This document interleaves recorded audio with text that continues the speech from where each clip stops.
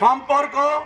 তিনি চা শ্রমিক থেকে তার জীবন শুরু করেছিলেন, পরে তিনি স্কুল মাস্টার হয়েছেন, বর্তমানে তিনি বিধানসভার চিফ হুইপ।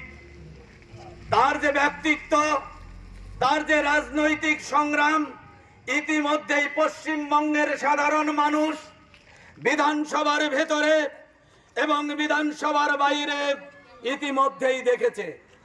আমরা এমন একজন সুযোগ্য প্রার্থীকে পেয়েছি যিনি এই এলাকার গোটা আলিপুরদুয়ার জেলার চা বাগানের সমস্যা, কৃষকদের সমস্যা, এখানকার স্কুল কলেজের সমস্যা, পানীয় জলের সমস্যা, বিদ্যুতের সমস্যা, যে সমস্যাগুলোকে তিনি পার্লামেন্টে দাঁড়িয়ে বিধানসভায় যেমন চিফ হুইপ হিসেবে চোখে চোখ রেখে দিদিমণিকে কথা বলেছেন, তেমনি পার্লামেন্টে দাঁড়িয়ে তিনি এই এলাকার সাধারণ মানুষের স্বার্থে কথা বলবেন, এই আশা, এই বিশ্বাস।